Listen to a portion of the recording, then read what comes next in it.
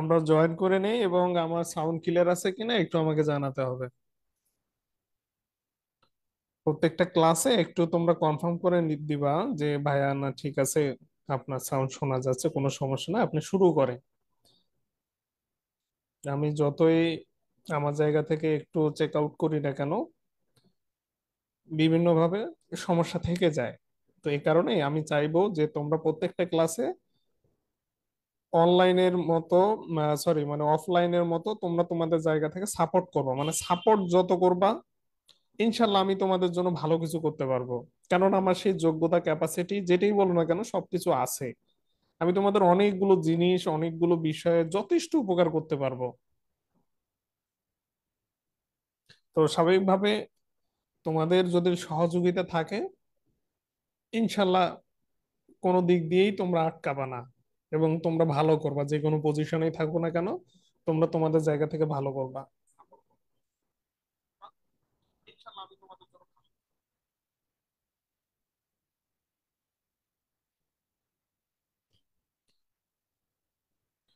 ওকে, তাহলে আমরা আমাদের ক্লাসটা শুরু করি। প্রিয় শিক্ষার্থী, আসসালামু আলাইকুম, আশা করতেছি তোমরা প্রত্যেকে ভালো রয়েছো। আজকে আমাদের প্রিন্সিপালস অফ অ্যাকাউন্টিং সাবজেক্টের প্রথম লেকচার ক্লাস, এবং আজকে আমরা আলোচনা করার চেষ্টা করব what is a transaction in accounting, মানে মূল যেটা বিষয় ট্রানজেকশন কি। এবং তোমরা অনেকেই যারা সায়েন্স ব্যাকগ্রাউন্ডের আছো, তো তোমরা বুঝবাই না যে ট্রানজেকশন আসলে কি। ট্রানজেকশন মানে আসলে এর বাংলা হলো লেনদেন। এই এই শব্দের অর্থগুলো তোমাদের মাথায় রাখতে হবে। তাহলে ট্রানজেকশনের অর্থ কি? লেনদেন। আর অ্যাকাউন্টিং মানে হিসাব বিজ্ঞান, সেটা তো তোমরা জানো। তাহলে আজকে আমরা আমাদের প্রথম লেকচারে আলোচনা করব যে হিসাব বিজ্ঞানে অথবা নর্মালি লেনদেন আসলে কি।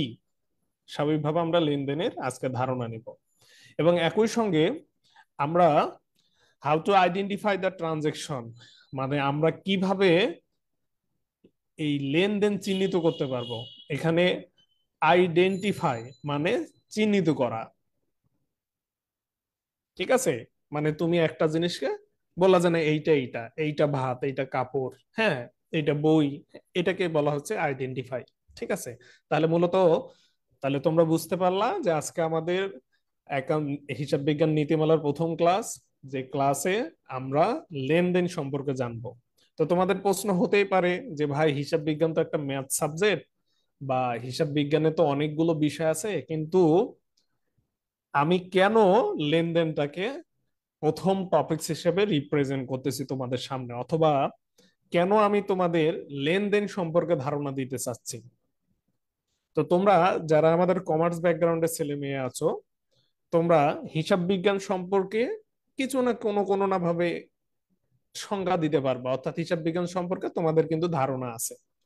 কিন্তু যারা আমাদের নন কমার্স ব্যাকগ্রাউন্ডের ছেলে মেয়ে, সায়েন্স থেকে আসবা, তোমরা কিন্তু হিসাব বিজ্ঞান সম্পর্কে সঠিক কোনো ধারণা দিতে পারবে না। স্টিল তোমরা কমার্সেরও অনেক ছেলে মেয়ে থাকবা যারা হচ্ছে হিসাব বিজ্ঞান সম্পর্কে সংজ্ঞা দিতে পারবে না।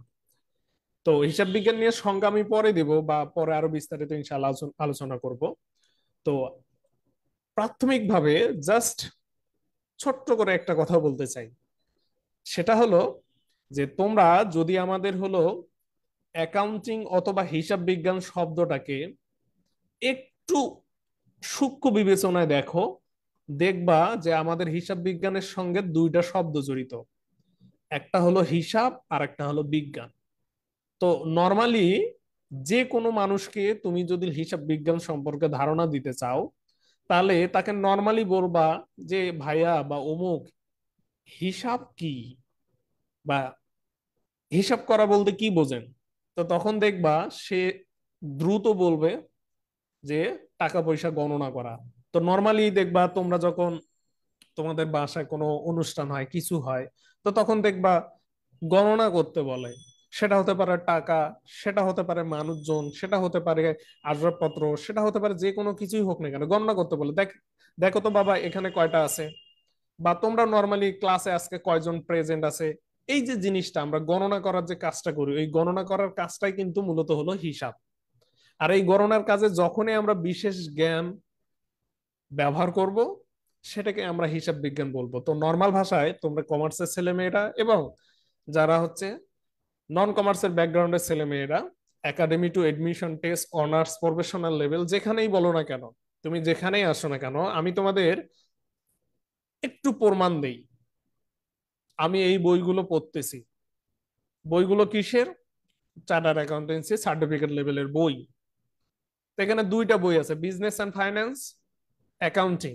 এখন মজার ইম্পর্টেন্ট বিষয়, এই যে এইটা দেখো অ্যাকাউন্টিং বইয়ের সিলেবাস। তো দেখো, introduction to accounting, the accounting equation, recording financial transaction, ledger accounting আর ডাবল এন্ট্রি সিস্টেম। মানে মূল যেটি বিষয়, তোমরা যেটা তোমাদের একাডেমিক লাইফে পড়ে যাচ্ছ বা যেটা পড়ো, সেটাই আজকে আমি এসে পড়তেছি। বুঝতে পারলাম? তাহলে আমাদের কনসেপ্ট গুলো ক্লিয়ার থাকে না জন্য আমরা কিন্তু পারি না। তো নর্মাল ভাষায় তোমরা, তোমাদের যদি কেউ কাউকে জিজ্ঞেস করে যে হিসাব কি, তখন তোমরা, সরি, হিসাব বিজ্ঞান কি, তখন তোমরা বলতে পারবা যে গণনা করার কাজে যখন আমরা একটা বিশেষ মাধ্যম বা কলাকৌশল ব্যবহার করব, সেটাকে আমরা হিসাব বিজ্ঞান বলবো। কারণ তোমরা নর্মালি জানো যে বিজ্ঞান বলতে বিশেষ জ্ঞান। তো আমাদের হিসাব বিজ্ঞানে ওই বিশেষ জ্ঞানটাই কিন্তু ডাবল এন্ট্রি সিস্টেম, যেটাকে আমরা দ্রুত বা দাখিলা পদ্ধতি বলি। তো এই বিষয়গুলো নিয়ে আমি পরবর্তীতে আলোচনা করব। তো আমাদের এই হিসাব বিজ্ঞানে যেহেতু আমরা জানলাম হিসাব বিজ্ঞান গণনার কাজ করে, এখন তোমরা নর্মালি কোশ্চেন করতে পারো যে কি গণনার কাজ করে। হিসাব বিজ্ঞান মূলত কি গণনার কাজ করে? আর গণনা করার অনেক বিষয় আছে।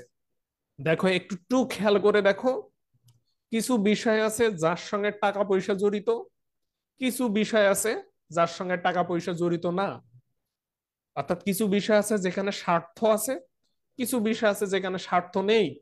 তাহলে আমরা ওই জিনিসটা গণনা করি যেটাতে আমাদের স্বার্থ আছে, অথবা দুনিয়া ওই জিনিসটা নিয়ে পড়ে আছে যেটার সঙ্গে কি আছে, স্বার্থ আছে। স্বার্থ মানে কি? টাকা পয়সা। তো মূলত হিসাব বিজ্ঞান ওই জিনিসটা গণনা করে যেটার সঙ্গে টাকা জড়িত, স্বার্থ জড়িত। আর যে জিনিসটার সঙ্গে টাকা জড়িত, যে জিনিসটার সঙ্গে স্বার্থ জড়িত, সেটাকেই মূলত আমরা ট্রানজেকশন বলবো। ক্লিয়ার? আমি উইদাউট বইয়ের ভাষা, আমি এইটা বেশি পছন্দ করি। কেন আমি বইকে ফলো করব? কেন আমি বইয়ের সংখ্যা মুখস্থ করব? আমার রিয়েল লাইফে যে জিনিসটা ঘটতেছে সেটাকে কেন আমি আমার পড়ালেখার সঙ্গে মিলাই নিব না? এবং আমরা এইটা করি না জন্যই আমরা পরবর্তীতে এই যে এখন এসেও সাফার করতেছি। তোমরা প্রায় ন্যাশনাল বিশ্ববিদ্যালয়ের ছেলেমেয়েরা এই সাবজেক্টে অধিকাংশ ছেলেমেয়েরা ফেল করো। তোমরা প্রাইভেট ইউনিভার্সিটি বলো, পাবলিক ইউনিভার্সিটির কথা বলো, তোমরা আমাদের কমার্সের ছেলেমেয়েরাও এসে এই সাবজেক্টটাতে জিপিএ উড়াইতে পারো না ভালো। কেন? কারণ তোমাদের বেসিক ক্লিয়ার নেই। তাহলে এখন প্রশ্ন হচ্ছে যে আমি আজকের ক্লাস টপিকসটা কেন ট্রানজেকশনকে নিলাম, কেন আমি ট্রানজেকশনকে আজকে ক্লাসের আলোচ্য টপিকস করলাম? এর প্রধান কারণ হলো হিসাব বিজ্ঞান মূলত এই ট্রানজেকশন নিয়েই কাজ করে। তাহলে হিসাব বিজ্ঞানের মূল প্রতিপাদ্য বিষয় কি? হিসাব বিজ্ঞানের মূল প্রতিপাদ্য বিষয় হচ্ছে ট্রানজেকশন। তাহলে স্বাভাবিকভাবে এই ট্রানজেকশন সম্পর্কে তোমাদের আগে ধারণা নিতে হবে। এখন এই ট্রানজেকশন সম্পর্কে ধারণা নিতে গেলে তোমাকে অবশ্যই কি করতে হবে? তোমাকে অবশ্যই ট্রানজেকশন আইডেন্টিফাই করা শিখতে হবে। তো তার আগে ট্রানজেকশনটা আসলে কি সেটা তোমাকে একটু আমি বিস্তারিত ধারণা দিই। তাহলে ট্রানজেকশন অথবা লেনদেন ইজ অ্যান এক্সচেঞ্জ, মানে একটা বিনিময় মাধ্যম। ট্রানজেকশন অথবা বাংলা যেটাকে আমরা বলবো লেনদেন, এইটা হচ্ছে এক্সচেঞ্জ, মানে একটা বিনিময় মাধ্যম, ওয়ে টু এক্সচেঞ্জ, একটা বিনিময় মাধ্যম বিটুইন টু পার্টিস, দুইজন ব্যক্তির মধ্যে, দুইজন পক্ষের মধ্যে, that can be measurable in monetary, মানে monetary value, that can be measure in term of money, যেটা টাকার অঙ্কে পরিমাপ করা যাবে। তাহলে ট্রানজেকশন বা লেনদেন এমন একটা বিনিময় মাধ্যম যে বিনিময়ের সঙ্গে দুইজন ব্যক্তি জড়িত থাকবে, এবং যে বিনিময়ের সঙ্গে বা যে বিনিময়টা মেজারেবল মানে পরিমাপ করা যাবে ইন টার্ম অফ মানি, অর্থাৎ অর্থের মাপকাঠিতে। এবং অ্যাজ এ রেজাল্ট এই যে দুই পক্ষ এর সঙ্গে জড়িত আছে, তাদের ফিনান্সিয়াল কন্ডিশন কি হবে? বাধ্যতামূলক ভাবে চেঞ্জ হবে। Is called a transaction in accounting. তাহলে এটাকে আমরা বলবো হিসাব বিজ্ঞানের ভাষায় লেনদেন। তাহলে লেনদেন সম্পর্কে তোমাদের যদি কেউ জিজ্ঞেস করে, সেটাই হচ্ছে কি এক্সচেঞ্জ, মানে হলো বিনিময়, অথবা বিনিময় মানেই হলো আদান প্রদান। তোমাদের হচ্ছে ন্যাশনাল বিশ্ববিদ্যালয়ে নম্বর কোশ্চেনে এই কোশ্চেনটা আসতে পারে যে ট্রানজেকশন অথবা লেনদেনের আবিধানিক অর্থ কি। সেটা হবে কি আদান প্রদান। স্টিল ইউনিভার্সিটিতেও বা তোমাদের একাডেমিক জায়গাগুলোতেও কোশ্চেন আসে যে ট্রানজেকশন বা লেনদেনের আবিধানিক অর্থ কি, অর্থাৎ অর্থ কি। এটা হলো এক্সচেঞ্জ, সেটা হচ্ছে কি বিনিময় করা। এখন কি বিনিময় করা? So many things.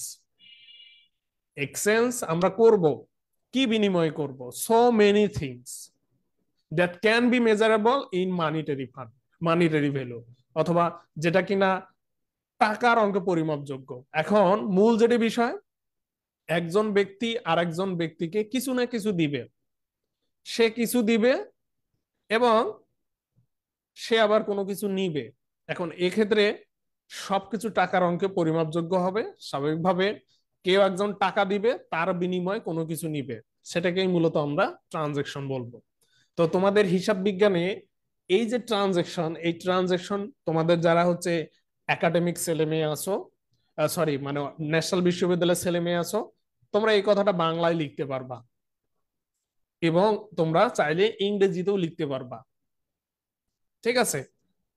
তো যারা পাবলিক বিশ্ববিদ্যালয়ে আছো, তোমার এই কোশ্চেনটা হতেই পারে, এখানে 5 মার্ক রাখতে পারে যে what is transaction in accounting. তাহলে অ্যাকাউন্টিং এর ভাষায় ট্রানজেকশন সম্পর্কে একটা প্যারা লিখতে বলবে। তো সেই প্যারাতে তুমি আননেসেসারি অনেক জিনিস কিন্তু লিখবা, কিন্তু তুমি যদি পয়েন্ট আউট করে, যেমন ইউনিভার্সিটির টিচাররা তাদের স্লাইড গুলো ঠিক এমনই হবে, তোমাদের বা প্রফেশনাল লেভেলে যারা ক্লাস নেবে তাদের স্লাইড গুলো এমনই হবে।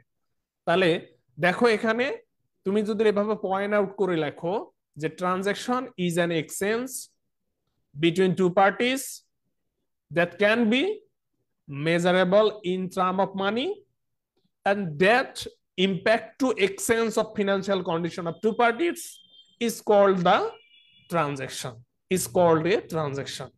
মানে বাংলা ভাষায় হলো ট্রানজেকশন বা লেনদেন হচ্ছে এমন একটা বিনিময় প্রথা বা এমন একটা বিনিময় মাধ্যম, যে মাধ্যমের সঙ্গে দুইজন ব্যক্তি জড়িত থাকবে এবং একই সঙ্গে যে জিনিসটা আমরা আদান প্রদান করব, সেটা যেই হোক, যেটাই হোক না কেন, যেটাকে টাকার অঙ্কে পরিমাপ করা যাবে অথবা টাকায় প্রকাশ করা যাবে, এবং যার ফলে ফিনান্সিয়াল কন্ডিশন কি হবে? চেঞ্জ হবে। এখন ফিনান্সিয়াল কন্ডিশন বলতে কি বোঝাচ্ছে?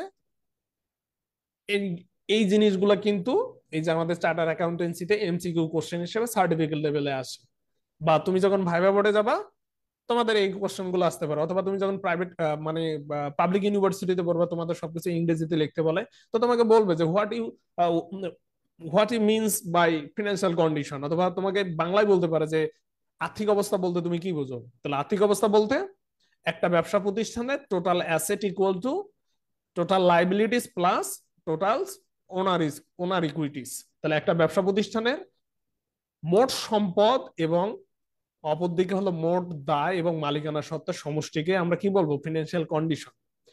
তো ফিনান্সিয়াল কন্ডিশনটা, ট্রানজেকশনটা, ট্রানজেকশনের কারণে কি হবে? চেঞ্জ হবে। হতে পারে সেটা সম্পদ বাড়বে অথবা কমবে, হতে পারে সেটা দায় বাড়বে অথবা কমবে, হতে পারে সেটা মালিকানার সাথে বাড়বে এবং কমবে। তাহলে আমরা ট্রানজেকশন ওইটাকে বলবো যেটা কিনা আমাদের এই অ্যাকাউন্টিং ইকুয়েশনটাকে প্রভাবিত করবে, অথবা নর্মাল ভাষায় আমরা বলতে পারবো যে জিনিসটা সঙ্গে দুইটা পক্ষ জড়িত, যে জিনিসটা টাকার অঙ্কে পরিমাপযোগ্য, এবং যে জিনিসটার ফলে আমাদের হচ্ছে ফিনান্সিয়াল কন্ডিশনের পরিবর্তন হয়, সেটাকে আমরা কি বলবো? লেনদেন বলবো। এখন তোমাদের মনে প্রশ্ন আসতে পারে, লেনদেন সম্পর্কে আমরা জানলাম, এখন লেনদেন কেন শিখবো? লেনদেন গুলো আমরা কেন শিখবো, এবং একই সঙ্গে তোমরা বলতে পারো যে লেনদেন আইডেন্টিফাই করা আমরা কেন শিখবো। যেহেতু আজকে আমাদের ক্লাসের টপিক সেটা, আমি লেনদেন সম্পর্কে ধারণা দিলাম এবং কেনই বা আমরা লেনদেন আইডেন্টিফিকেশন করা শিখবো। এর কারণ হলো আমাদের হিসাব বিজ্ঞান যেহেতু গণনা করার কাজ করে, ওই জিনিসটা গণনার কাজ করে যেটার সঙ্গে স্বার্থ জড়িত, টাকা জড়িত, সেটাই হচ্ছে কিনা লেনদেন।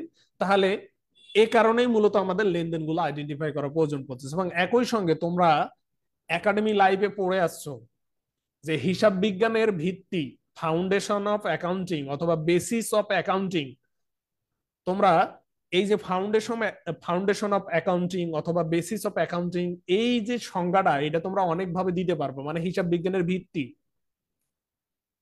মূলত হিসাব বিজ্ঞানের ভিত্তি তোমরা কয়েকটা দৃষ্টিকোণ থেকে দিতে পারবে। যেমন নর্মালি যদি আমরা বলি হিসাব বিজ্ঞানের ভিত্তি হলো দুইটা, একটা হলো নগদ ভিত্তি আর একটা হলো কি বকেয়া ভিত্তি। হ্যাঁ, এটা একটা দৃষ্টিকোণ থেকে, কিন্তু হিসাব বিজ্ঞানের মূল ভিত্তি কিন্তু ডাবল এন্ট্রি সিস্টেম, মানে দুতরফা দাখিলা পদ্ধতি। এখন সেম দুতরফা দাখিলা পদ্ধতির মূল ভিত্তি কি, তখন কিন্তু চলে আসবে ট্রানজেকশন। অর্থাৎ আমি তোমাদের এটা বলতে চাচ্ছি যে তোমরা বলতে পারো যে হিসাব বিজ্ঞানের মূল ভিত্তি যেহেতু দুতরফা দাখিলা পদ্ধতি, দুতরফা দাখিলা পদ্ধতির মূল ভিত্তি যেহেতু ট্রানজেকশন, স্বাভাবিকভাবে আমরা বলতে পারি যে হিসাব বিজ্ঞানের মূল ভিত্তি হচ্ছে ট্রানজেকশন অথবা লেনদেন। যেহেতু মূল ভিত্তিটাই হলো লেনদেন, স্বাভাবিকভাবে আমাদের লেনদেন সম্পর্কে বিস্তর ধারণা রাখতে হবে। আর যেহেতু লেনদেন নিয়েই সবকিছু কাজ, স্বাভাবিকভাবে আমাদের লেনদেনটা সুষ্ঠুভাবে আইডেন্টিফাই করা শিখতে হবে। তো আমি আজকে তোমাদের সিম্পল ধারণা দিতেছি, আশা করব তোমরা এই জিনিসটাকে একটু তোমাদের সঙ্গে অ্যাডজাস্ট করে নিবা। তোমরা একটু বই দেখবা।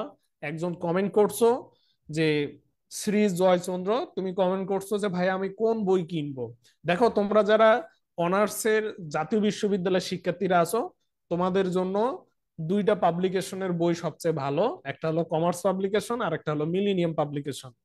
তো দুঃখজনক হলো সত্য কথা, এত বড় মোটা বই, এই এত বড় মোটা বই শুধু নামমাত্র তোমরা সবাই কেনো, বাস্তবতায় পড়ো না। As a result second year, third year, fourth ইয়ারের ওইদিকে গিয়েও কিন্তু তোমরা আর বই কেনো না। তো তোমরা কম বেশি সবাই কি করো, তোমরা সবাই এসে দিন শেষে সাজেশন বই আছে ব্যতিক্রম পাবলিকেশনের, সেটাই শুধু পড়ো এবং কিছু বড় ভাইদের পিছনে দৌড়াও অথবা স্যারদের কাছে দৌড়াও এবং এটাতেই পাশ করে ফেলো। এবং অনেকে ফেল করো, কয়েকবার এক্সাম দাও, 5-6 বার, মানে 4-5 বার পর্যন্ত এক্সাম দেওয়া যায়। তো তোমরা এক্সাম দাও যতদিনে পাশ হয় আর কি। তো এগুলো করলে তো হবে না। তো তোমরা যারা বইয়ের কথা বলতেছো, ন্যাশনাল বিশ্ববিদ্যালয়ের ছেলেমেয়েরা, তোমরা কমার্স পাবলিকেশন অথবা মিলেনিয়াম পাবলিকেশন বই নিতে পারো যদি বিস্তর ভাবে জানতে চাও। যদিও তোমরা বিস্তারিত জানতে চাইবে না এটা আমি জানি, তবে শেখার চেষ্টা করো। আমি তো তোমাদের এখনই প্রমাণ দেখালাম যে সেম জিনিসগুলা আমি দেখো প্রফেশনাল ওয়েতে এসে পড়তেছে। তোমার এখন তোমার যদি প্ল্যান থাকে তুমি এইদিকে অ্যাকাউন্টিং এ কেরিয়ার গড়বা, তাহলে তোমাকে এই জিনিসটার সম্পর্কে সঠিক এবং বিস্তর ধারণা রাখতেই হবে, নো ওয়ে। এবং অপরদিকে যারা পাবলিক ইউনিভার্সিটিতে আছো এবং প্রাইভেট হতে পারে, সেটা হচ্ছে যে কোনো ইউনিভার্সিটি হতে পারে, সমস্যা নাই, তোমাদের হচ্ছে ওয়েগ্যান, কিসো অ্যান্ড কিমেল, ওয়েগ্যান, কিসো অ্যান্ড কিমেলের বই পড়াবে, যিনি হচ্ছে প্রিন্সিপাল অফ অ্যাকাউন্টিং সাবজেক্টের রাইটার। আমার মনে নেই যে উনি কোন দেশের রাইটার, তবে ওনার বইটা পুরো বাংলাদেশে পড়ানো হয় অথবা বাইরের দেশেও পড়ানো হয়। তো ওই বইটা সম্পূর্ণটাই ইংরেজি। তো তোমরা ফার্স্ট ইয়ার থেকে, মানে সবেমাত্র যখন বাংলা মিডিয়াম থেকে ফার্স্ট ইয়ারে ওই বইটা হাতে নাও, তো ওই বইটার মাথা মুন্ডু আহামরি কোনো কিছু বোঝা যায় না, তবে যারা একটু ইংরেজি বোঝো তাদের জন্য ভালো হয়। তো দিন শেষে তোমাদের একাডেমিক যে বেসিকটা, সেই বেসিকটা যদি স্ট্রং না হয় তোমরা কিন্তু ভালো করতে পারবা না। আচ্ছা, আমরা মূল ক্লাসে চলে আসি। তাহলে আমরা লেনদেন সম্পর্কে ধারণা নিলাম। এখন আমরা লেনদেন কিভাবে চিহ্নিতকরণ করব সেই জিনিসটা সম্পর্কে ধারণা নিব, এবং আমরা এখানে কিছু জিনিস মুখস্থ করব বা কিছু জিনিস সম্পর্কে সঠিক ব্যাখ্যা বিশ্লেষণ নিব। কারণ এই জিনিসগুলোর কারণেই তোমরা মূলত অ্যাকাউন্টিং এর যে বুক কিপিং অথবা হিসাব রক্ষণের যে কাজটা, ওই জায়গাটা তোমরা ভুল করো। অর্থাৎ আমি তোমাদের বলতে চাচ্ছি, তোমরা যখন ম্যাথ করতে যাবা, সেটা যে কোনো ইউনিভার্সিটির ছেলে হও, ন্যাশনাল বিশ্ববিদ্যালয়ের ছেলে হও, যেই হও না কেন, তোমার 100% শিওর থাকো, আমি জোর গলায় বলতেছি 100% শিওর থাকো, তোমাদের অ্যাকাউন্টিং ইকুয়েশন করতেই বলবে। এবং প্রমাণ এই যে এখানেও দিতেছি আমি, এই যে দেখো অ্যাকাউন্টিং ইকুয়েশন, তো তুমি যেখানেই যাবে না কেন তোমাকে অ্যাকাউন্টিং ইকুয়েশন করতেই হবে। তাহলে তুমি যদি অ্যাকাউন্টিং ইকুয়েশন করতে চাও, তাহলে তোমাকে লেনদেন সম্পর্কে সঠিক ধারণা রাখতে হবে। এবং একই সঙ্গে তুমি যে জাবেদা, খতিয়ান, অন্যান্য জিনিসগুলো যদি খুব ইজিলি করতে চাও, তোমাকে লেনদেন সম্পর্কে ধারণা রাখতে হবে। এখন লেনদেন তুমি কিভাবে চিহ্নিত করবা, আমি তখন তোমাদের স্লাইডে বললাম যে লেনদেন বলতে আমরা ওই জিনিসটাকে বুঝবো যেটা একটা বিনিময় মাধ্যম, যেটাতে কোনো কিছুর আদান প্রদান ঘটবে। তো সেটা যে কোনো জিনিস আদান প্রদান করতে পারে এবং সেই জিনিসটার সঙ্গে দুইটা পক্ষ থাকবে। তার মানে কি, তোমরা বলতে পারো কন্ডিশন, কোন একটা জিনিস যেটাকে আমরা বলবো আসলে ইভেন্ট। তোমরা একটা বিষয় খেয়াল করো, কোনো কিছু ঘটা সেটাকে আমরা মূলত কি বলবো, ঘটনা বলবো।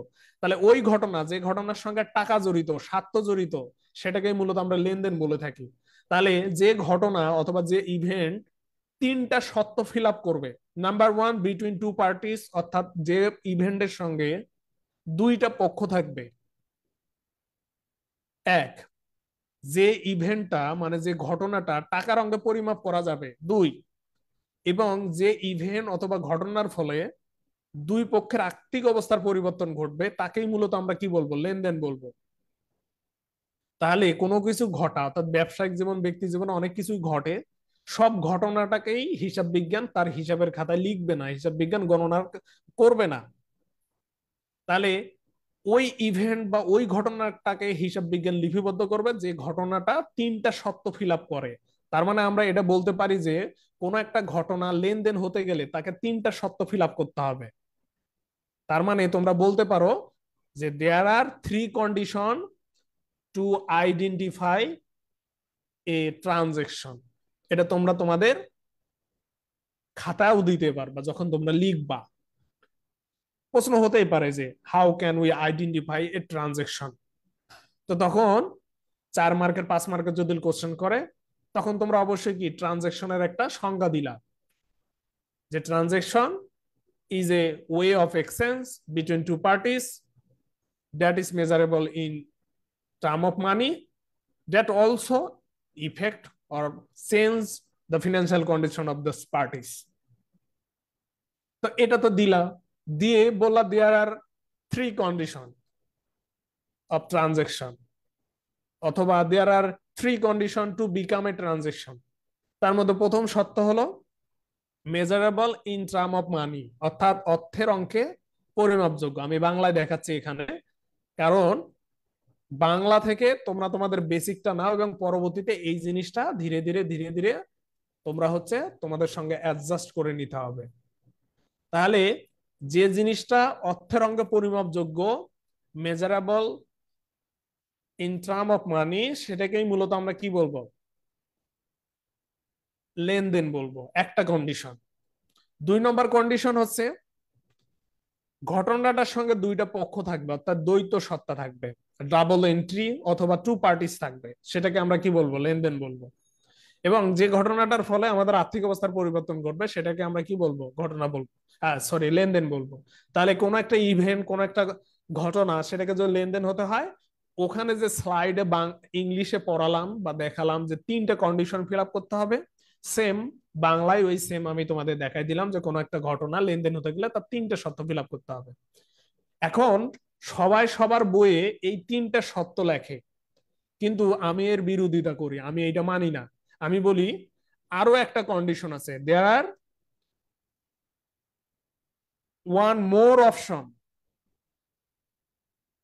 ওয়ান মোর অপশন, আরো একটা অপশন আছে অথবা আরো একটা কন্ডিশন আছে টু ফুলফিল এ ট্রানজেকশন। একটা ঘটনা ট্রানজেকশন হতে গেলে আমি বলবো তার চারটা কন্ডিশন ফিল আপ করতে হবে, তার চারটা বৈশিষ্ট্য থাকতে হবে।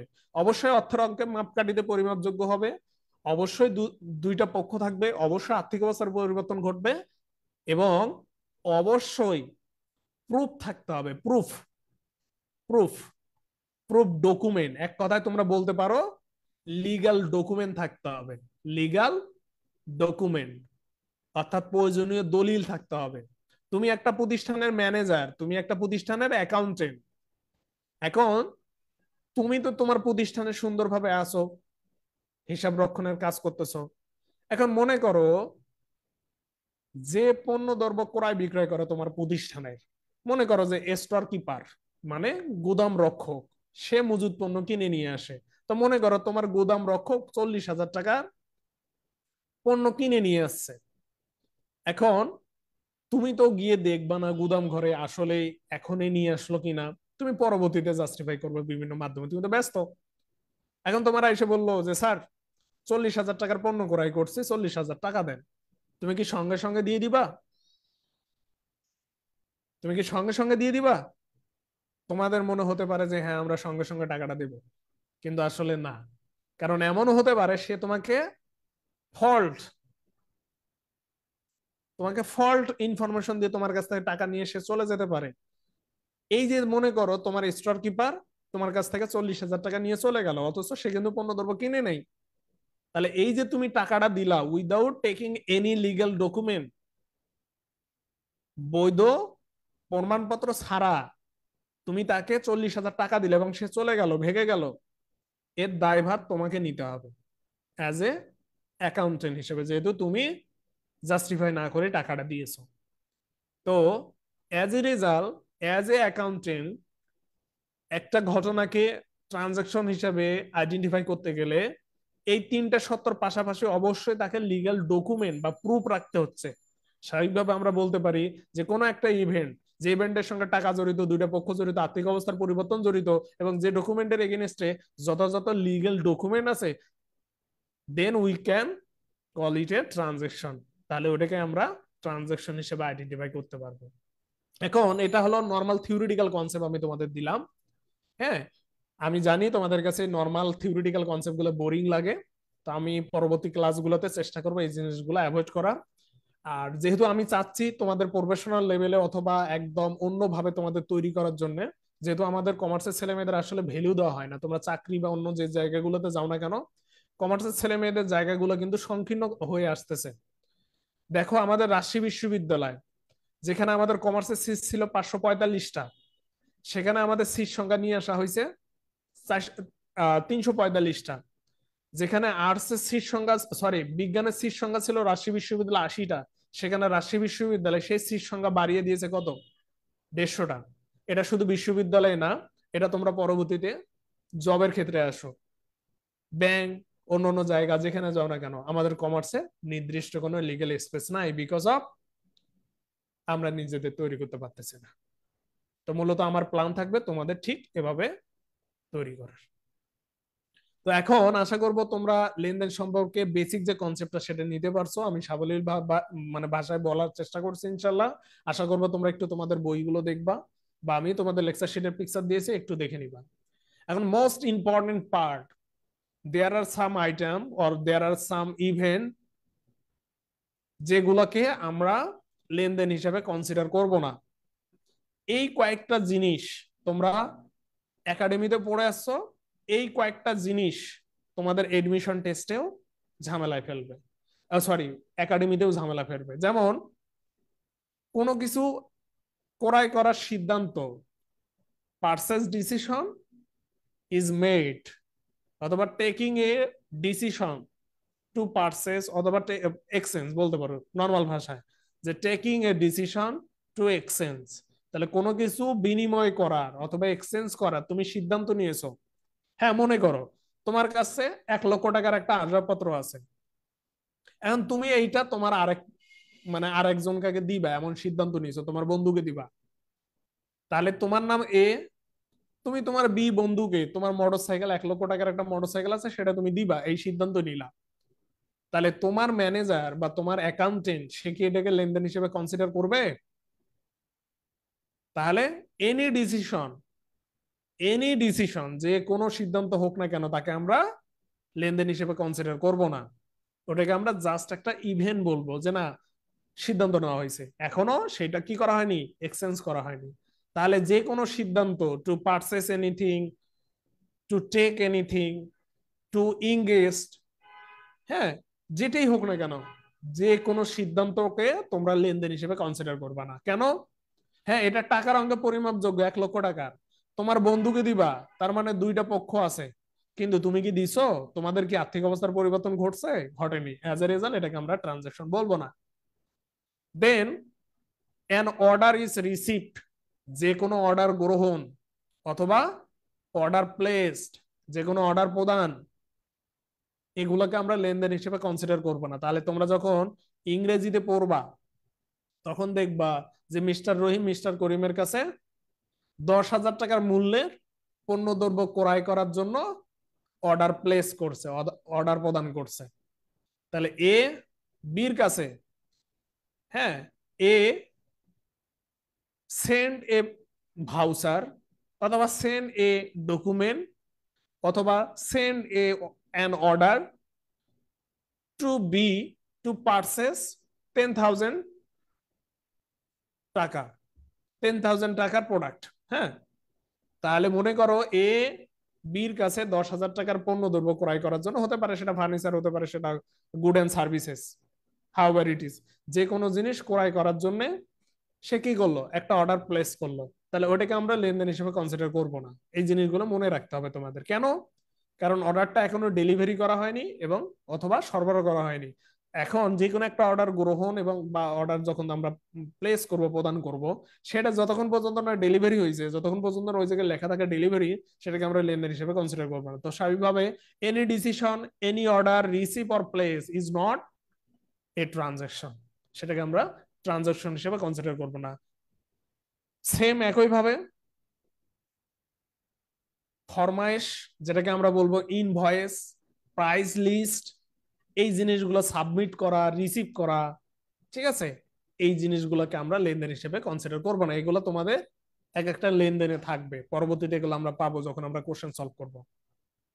অপরদিকে দেখো, বলে দিয়েছে কোনো পরিকল্পনা বা সিদ্ধান্ত, এগুলোকে আমরা লেনদেন হিসেবে কনসিডার করব না। এবং এছাড়া তোমার ব্যবসা প্রতিষ্ঠানের ম্যানেজার, তুমি একজন ম্যানেজারকে নিয়োগ করার সিদ্ধান্ত নিছো, অথবা যে কোনো একজন ম্যানেজারকে তুমি নিয়োগ করছো, a manager has been appointed অথবা অ্যাপয়েন্ট অথবা taking a decision to hire a manager. মানে তুমি একজন ম্যানেজার হায়ার করার জন্য কি করলা, সিদ্ধান্ত নিলাম। মনে করো যে তোমার একটা, যেমন আমাদের কমার্স ওয়ার্ল্ড, মনে করো আমাদের একজন অ্যাকাউন্টেন্ট দরকার। তাহলে এই যে দরকার, তাহলে আমরা বিজ্ঞপ্তি দিলাম যে আমাদের একজন অ্যাকাউন্টেন্ট দরকার, এবং আমরা 10,000 টাকা স্যালারি দিব। এখানে দেখো কত টাকা, 10,000 টাকা।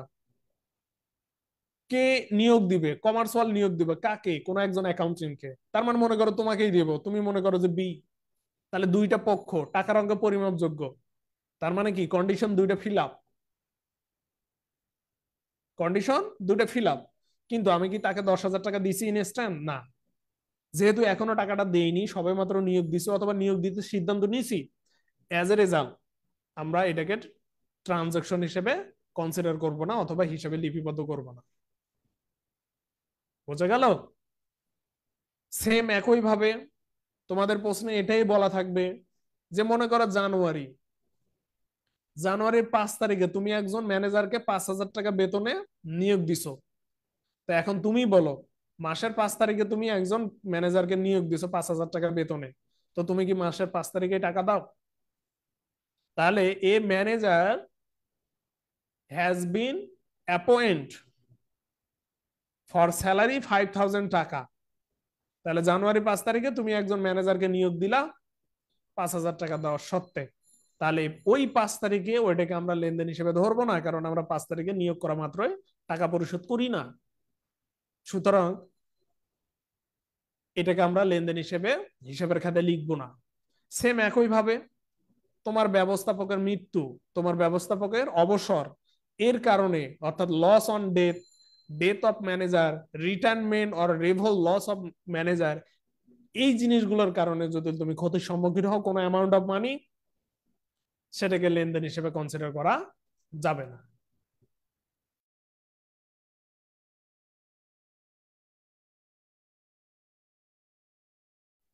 দেখো, আমি ম্যাক্সিমাম কথাগুলা বাংলায় বলতেছি, ইংরেজি টাচ করতেছে এই কারণে যাতে করে তোমাদের মাথায় ওভাবে জিনিসটা অ্যাডজাস্ট হয়।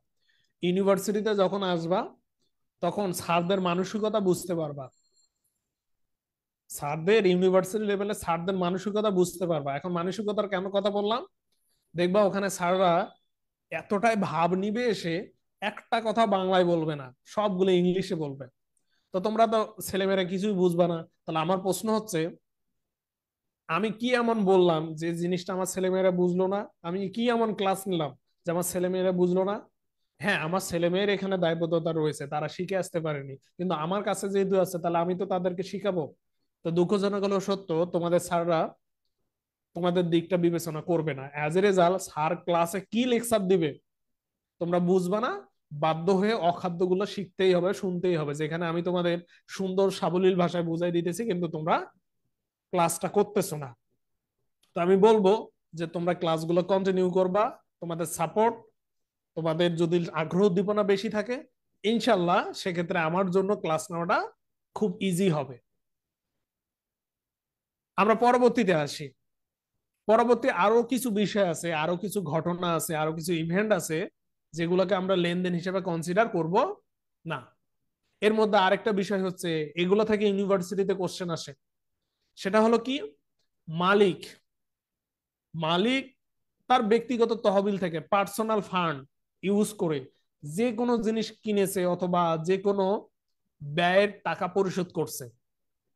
তাহলে মালিক তার নিজের ব্যক্তিগত ফান্ড থেকে যদি কোনো কিছু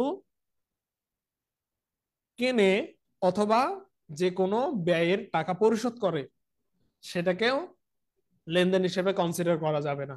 তাহলে এইখানে একটা ইম্পর্টেন্ট বিষয় আছে। ইম্পর্টেন্ট বিষয়টা কি? ইম্পর্টেন্ট বিষয়টা হলো, কোন একজন মালিকের, তুমি যদি পার্সোনাল পার্সোনাল অ্যাকাউন্টেন্ট, অর্থাৎ অ্যাকাউন্টেন্ট দু প্রকার, পার্সোনাল অ্যাকাউন্টেন্ট আর হচ্ছে পাবলিক অ্যাকাউন্টেন্ট, এই জিনিসগুলো থেকে তোমাদের ইউনিভার্সিটিতে কোশ্চেন করা হবে। তোমাদের অনার্স লেভেলে এসে বড় প্যারা আকারে লিখতে হবে। আর এই জায়গা থেকে ইউনিভার্সিটিতে মোট 3টা কোশ্চেন আসছিল, তার মধ্যে এই কোশ্চেনগুলো চট্টগ্রাম বিশ্ববিদ্যালয়ে ছিল। তাহলে অ্যাকাউন্টেন্ট অথবা আমাদের এই অ্যাকাউন্টিং মূলত তোমরা বলতে পারবা যে দু প্রকার। যদিও অ্যাকাউন্টিং এর আরো ক্লাসিফিকেশন আছে, তবে আমরা মূলত এটা বলতে পারি যে অ্যাকাউন্টিং এর সঙ্গে যে পেশাটা, সে পেশাটার বিস্তার দুভাবে আমরা আইডেন্টিফাই করতে পারবো। মানে অ্যাকাউন্টেন্ট দু প্রকার, প্রাইভেট আর হচ্ছে হলো পাবলিক। প্রাইভেট অ্যাকাউন্টেন্ট বলতে কোনো একজন ব্যক্তির, মানে পার্সন বা পার্সোনাল, পার্সোনাল অ্যাকাউন্টেন্টকে আমরা প্রাইভেট অ্যাকাউন্টেন্ট বলবো। আর পাবলিক অ্যাকাউন্টিং এর ভিতরে পড়বে কি, প্রফেশনাল ডিগ্রি যারা নিয়েছে, সিএ সিএমএ যারা করছে, তাদেরকে আমরা বলবো কি পাবলিক অ্যাকাউন্টেন্ট। তার মানে এই জায়গায় ইম্পর্টেন্ট একটা ফ্যাক্টর আছে। তুমি যদি একজন প্রাইভেট অ্যাকাউন্টেন্ট হয়ে থাকো, তাহলে কোনো একটা প্রতিষ্ঠানের মালিক তার তুমি কি অ্যাকাউন্টেন্ট, তাহলে সেক্ষেত্রে ওই প্রতিষ্ঠানের ব্যক্তিগত খরচের কিন্তু হিসাব তোমাকে রাখতে হবে। কিন্তু তুমি ওই ব্যবসা প্রতিষ্ঠানের হিসাব কিন্তু রাখতে পারবা না। তাহলে ব্যবসা প্রতিষ্ঠান কি করবে করুক, তুমি অ্যাজ এ প্রাইভেট অ্যাকাউন্টেন্ট হিসাবে ব্যবসা প্রতিষ্ঠানের হিসাব রাখতে পারবা না। আর অপরদিকে তুমি যখন প্রাইভেট অ্যাকাউন্টেন্ট হচ্ছ, তখন তোমার ওই মালিকের হিসাবগুলো রাখতে হবে। তো আমরা যেহেতু ব্যবসার দৃষ্টিকোণ থেকে এই জিনিসগুলো পড়ি বা এই জিনিসগুলো নিয়ে আলোচনা করি, অ্যাজ এ রেজাল্ট আমাদের ব্যবসায়িক সত্তা ধারণা, ব্যবসায়িক সত্তা ধারণা মানে বিজনেস এন্টিটি নামে একটা আমাদের প্রিন্সিপাল আছে। আমাদের একটা প্রিন্সিপাল আছে, মানে নীতিমালা আছে আমাদের। তোমরা যে গ্যাপ পড়ছো না, GAAAP, মানে হিসাব বিজ্ঞানের কাজটা যাতে সারা বিশ্বব্যাপী একই রকমের হয়, সবাই যাতে হিসাব বিজ্ঞানের বিষয়গুলো খুব সহজে বুঝতে পারে, এজন্য আন্তর্জাতিক সম্প্রদায় তারা মূলত কিছু নীতিমালা প্রণয়ন করছে। এর মধ্যে হলো গ্যাপ একটা, আর একটা হলো কি IFRS। তো মূলত আমাদের যে চার্টার অ্যাকাউন্টেন্সিতে আছে না, সেটা IFRS নিয়ে বেশি স্টাডি করে। আর তোমরা আমাদের দেশে ACCA নামে একটা ডিগ্রি পাবা, সেই ডিগ্রিটাতে মূলত গ্যাপকে বেশি প্রাধান্য দিয়ে পড়ানো হয়। তো এই গ্যাপ এবং IFRS, এই গ্যাপ এবং IFRS এ কিছু নীতিমালা আছে, টোটাল 12টা। এই 12টা নীতির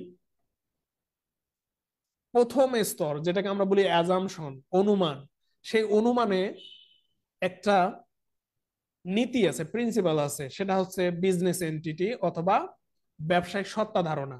সেই ব্যবসায়িক সত্তা ধারণা মতে মালিক আলাদা থাকবে, ব্যবসা আলাদা থাকবে। তার মানে দাঁড়াচ্ছে, যেহেতু আমরা সব সময় পাবলিক অ্যাকাউন্টেন্ট হিসেবে কাজ করব বা পাবলিক অ্যাকাউন্টেন্ট হিসেবে সবকিছু শিখবো, অ্যাজ এ রেজাল্ট মালিক তার ব্যক্তিগত তহবিল থেকে কি করলো না করলো সেই জিনিসটাকে ব্যবসার হিসাবের খাতায় লেখা যাবে না।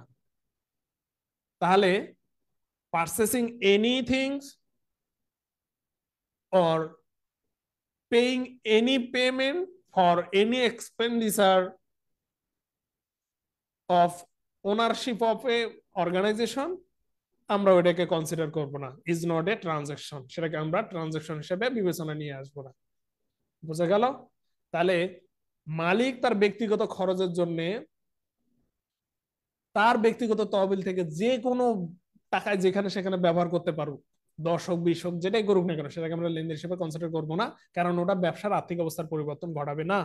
কিন্তু ঠিক এই জায়গায় মালিক যদি যে কোনো কিছু ক্রয় করে, যে কোনো ব্যয় যদি নির্বাহ করে অর্থাৎ পে করে, টাকাটা যদি ব্যবসা প্রতিষ্ঠানের ব্যবহার করে, তাহলে সেটাকে আমরা আবার লেনদেন হিসেবে কনসিডার করব।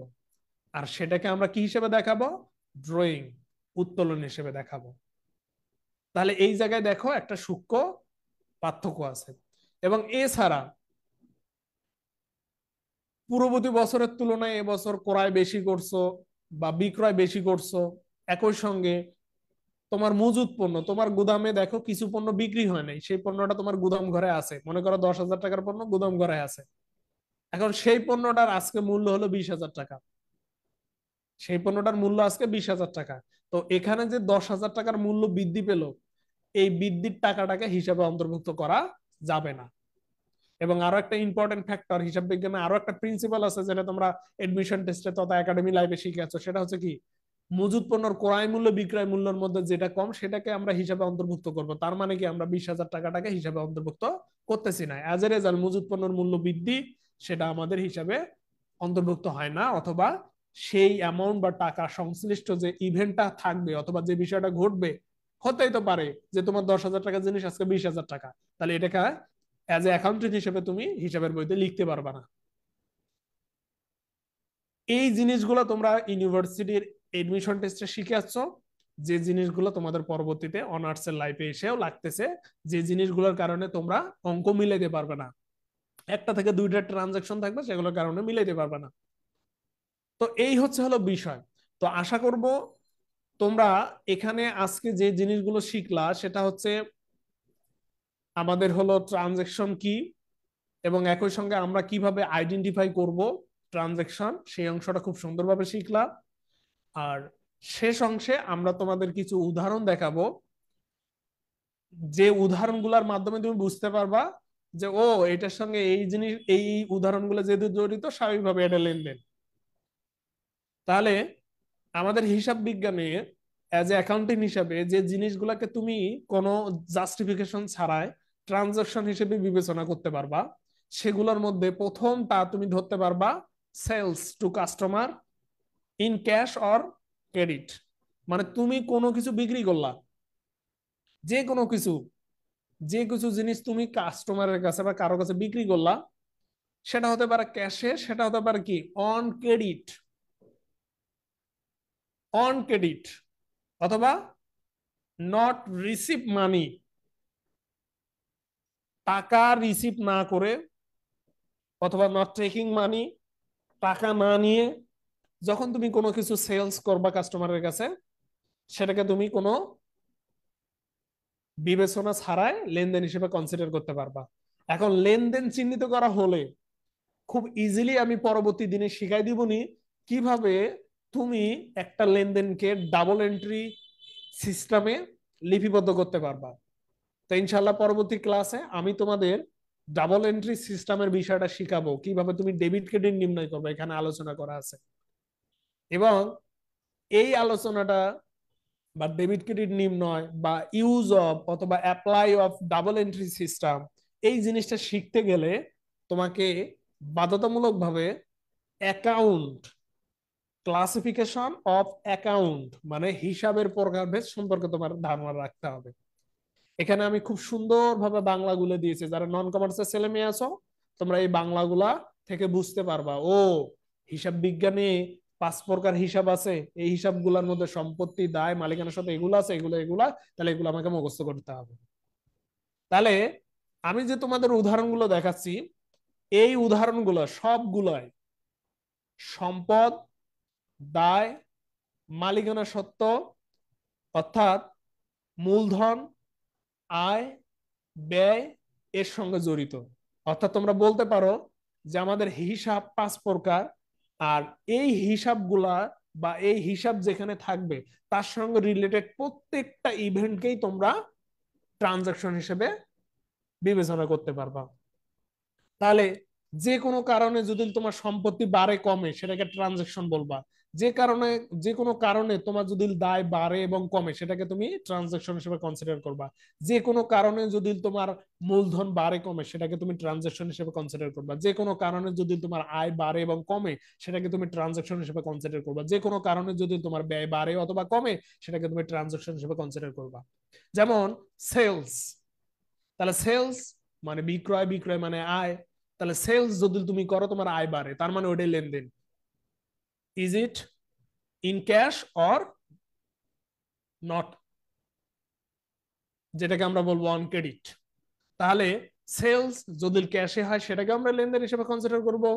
সেলস যদি অন ক্রেডিট হয় সেটাকে আমরা লেনদেন হিসেবে কনসিডার করব।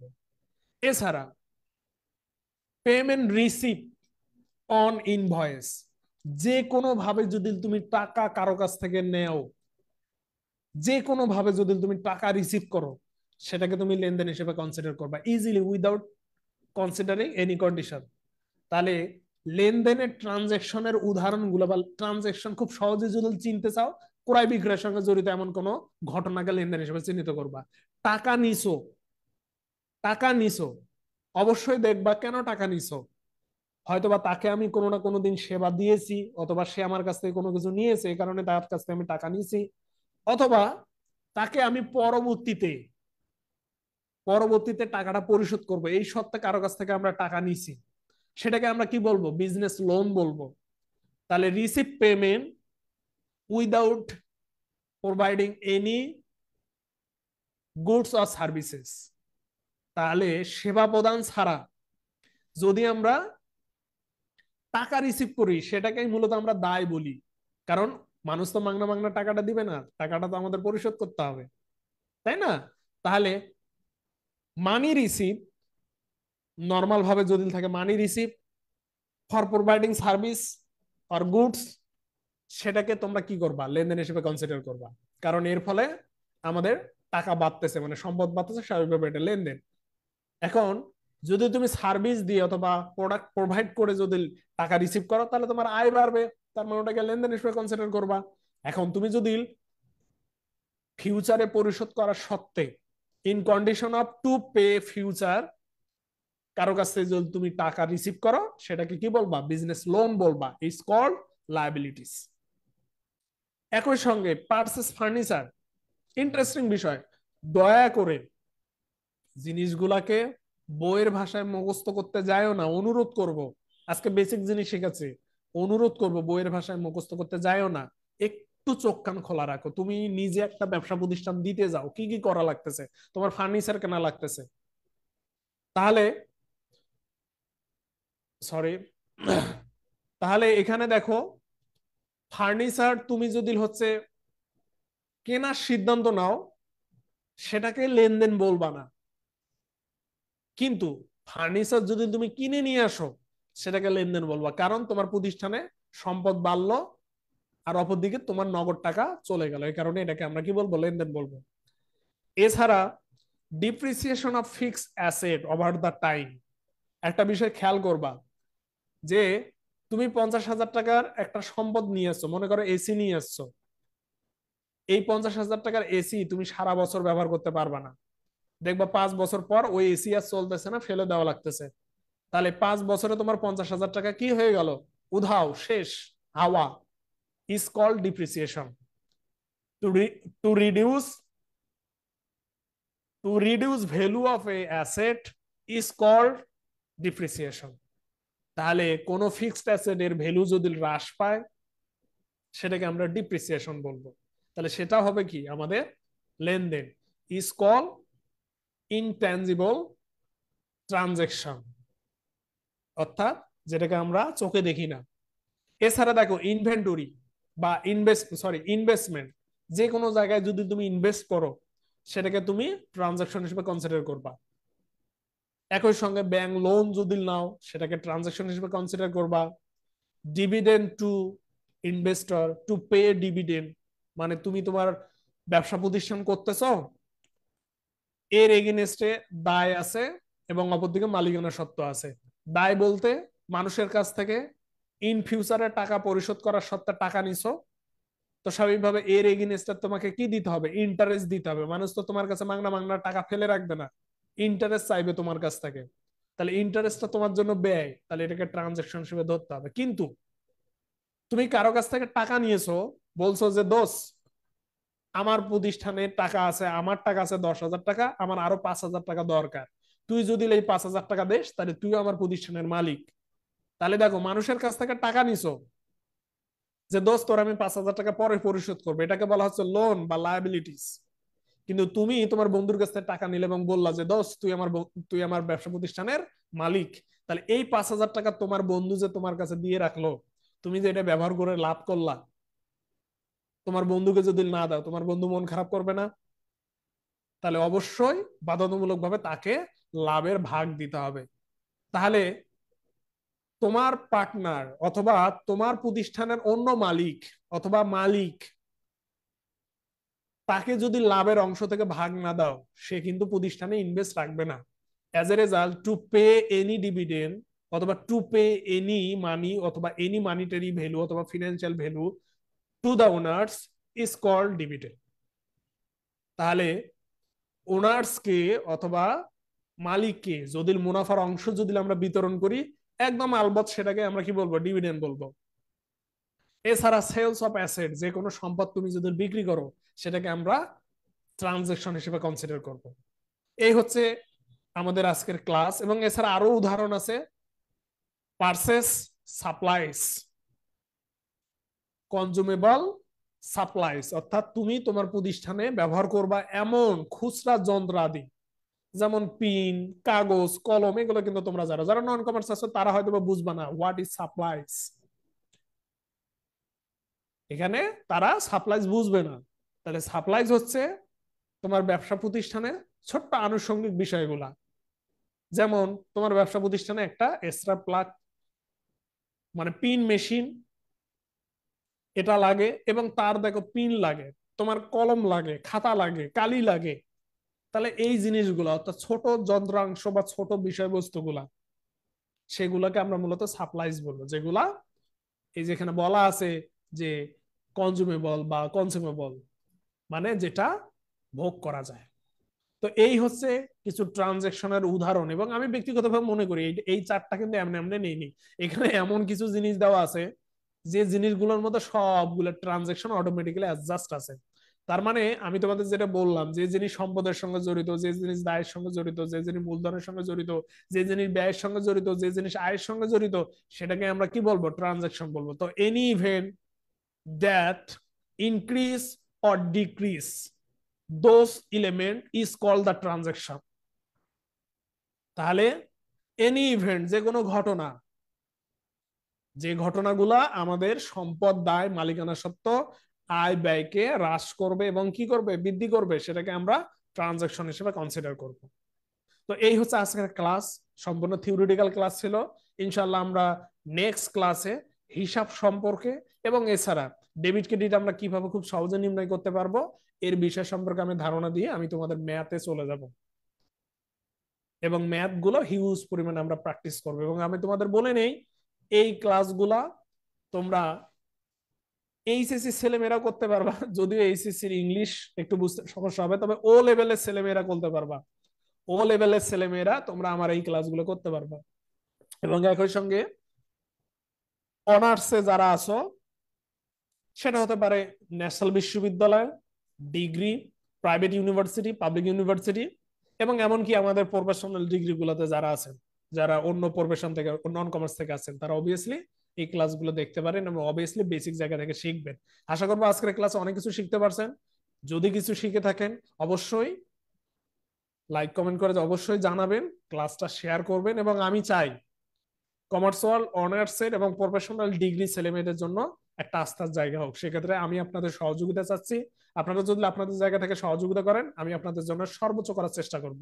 আর অবশ্যই আমি চার্টার অ্যাকাউন্টেন্সি নিয়ে খুব দ্রুত আপনাদের ভিডিও দিব। শুধু চার্টার অ্যাকাউন্টেন্সি না, আমি আপনাদের খুব দ্রুত জব রিলেটেড জায়গা থেকে শুরু করে সবকিছু নিয়েই আমি আপনাদের বিস্তারিত জানানোর চেষ্টা করব।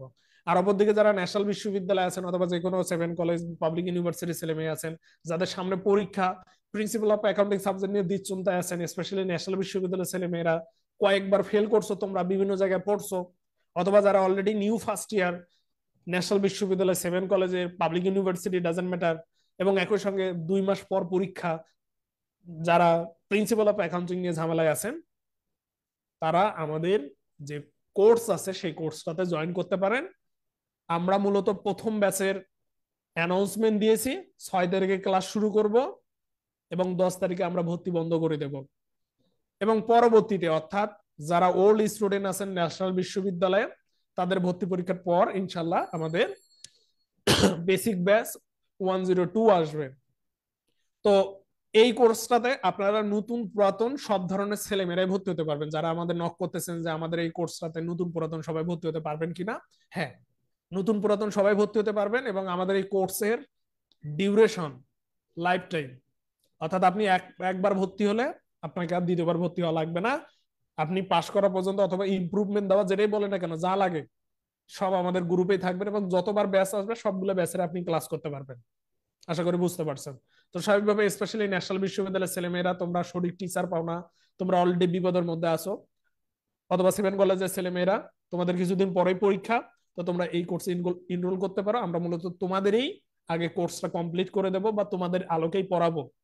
আর এই সেম কোর্সে ফার্স্ট ইয়ারের ছেলেমেয়েরা জয়েন করতে পারবা। তোমরা তোমাদের বড় ভাইদের সঙ্গে একবার শেষ করবা, পরবর্তীতে আবার জয়টা ব্যাচ আসবে সেগুলোর সঙ্গে শেষ করবা, আবার পরবর্তীতে ফাইনালের দিকে আবার তোমাদের সময় ফাইনাল ইয়ারের ব্যাচ আসবে, তখন আবার ক্লাস করবা, মানে করতেই থাকবে, পুরো 1 বছর ধরে ক্লাস করবা। এবং তোমাদের যে কোর্স ফি, আমাদের এই সাবজেক্টের যে কোর্স ফি সেটা 1500 টাকা ছিল, যেটা কিনা আমরা ডিসকাউন্ট দিয়ে 750 টাকা, 750 টাকা, হ্যাঁ 750 টাকা আমরা করে দিয়েছি। স্বাভাবিকভাবে এত কম রেটে বা এত কম সুযোগে আপনারা পড়ার সুযোগ পাবেন না। তো স্বাভাবিকভাবে আমি বলবো যে আপনারা কোনো ডাউট ছাড়াই আমাদের কোর্সে জয়েন করতে পারেন। এবং একই সঙ্গে আমি আপনাদের এটা বলবো যে আপনারা যারা ন্যাশনাল বিশ্ববিদ্যালয়ে আছেন, যেহেতু আমি এক্সপার্ট, বিগত বছরে আমি ন্যাশনাল বিশ্ববিদ্যালয়ে অনেক ছেলে মেয়ে পড়াইছি, তো সেক্ষেত্রে আমি আপনাদের এটা বলতে পারি যে আপনাদের অন্য অন্য সাবজেক্ট গুলা, যেমন হতে পারে থিওরিটিক্যাল সাবজেক্ট গুলা বা আরো অন্য অন্য যে সাবজেক্ট গুলো আছে, সেই সাবজেক্ট গুলোতে আপনার কিভাবে পড়াশোনা করবেন, আমার কাছে মূলত সব ধরনের ডকুমেন্ট আছে, আমার কাছে সব সাজেশন আছে, সব আছে। ঠিক আছে, এই যে সাজেশন পিডিএফ আছে, ন্যাশনাল বিশ্ববিদ্যালয়ের ছেলেমেয়েরা এই পিডিএফ এর ম্যাথ গুলো যদি প্র্যাকটিস করেন আপনারা কমন পাবেন। এখানে 20টা 30টার মতো ম্যাথ আছে। তো আপনারা যারা ন্যাশনাল বিশ্ববিদ্যালয় 7 কলেজের ছেলেমেয়েরা আছেন, আপনাদের জন্য সাজেশন রেডি করা আছে। তো আপনাদের টেনশন করতে হবে না। এবং একই সঙ্গে আপনাদের অন্য অন্য যে সাবজেক্ট গুলো আছে, সে সাবজেক্ট গুলো কিভাবে পড়বেন সেগুলোর দিক নির্দেশনা অবশ্যই দেওয়া হবে। আর এই হচ্ছে আমাদের কোর্স আউটলাইন। আমরা খুব দ্রুত আপনাদের 1 সপ্তাহের কোর্স আউটলাইন মানে আপলোড করবো ফ্রি ক্লাসের জন্য। ফ্রি ক্লাসগুলো আমাদের কন্টিনিউ থাকবে। যারা ব্যাচে আসবেন তারা জুম ক্লাসে জয়েন করতে পারবেন, যে কোনো সমস্যা হবে সেগুলো সমাধান করে নিতে পারবেন। এবং আমি ব্যক্তিগতভাবে বিশ্বাস করি আপনাদের ফেল করার চিন্তা ভুলেও মাথায় আসবে না, কারণ আমি একটা অধ্যায় পড়িয়ে আপনাদের পাস মার্ক উঠাই দিব। তাহলে যারা ফেল করা নিয়ে টেনশনে আছেন, টেনশন করার কোনো দরকার নেই। Accounting, management, marketing, finance department, fail করা নিয়ে কোনো টেনশন করতে হবে না। একটা অধ্যায় শুধু আমি আপনাদের ঠিকভাবে পড়াবো, আপনারা পাস করবেন। বরঞ্চ এ প্লাস যাদের আগ্রহ আছে তারা বলে ভাই আমি আরো পড়বো, আমার এ প্লাস পাওয়ার ব্যবস্থা করে দেন। তো ইনশাল্লাহ এ প্লাস পাওয়ার ব্যবস্থা করে দেবেন। তো এই হচ্ছে বিষয়। সবাই ভালো থাকবেন। ক্লাসটা কেমন হলো অবশ্যই কমেন্ট করে জানাবেন এবং অবশ্যই শেয়ার এবং মেনশন করবেন এবং গঠনমূলক অবশ্যই আলোচনা করবেন। আমি ইনশাল্লাহ আপনাদের কথা মতো বা আপনাদের চাহিদা মতো সবকিছু নেওয়ার সর্বোচ্চ চেষ্টা করব। সবাই ভালো থাকবেন, সুস্থ থাকবেন। আল্লাহ হাফেজ।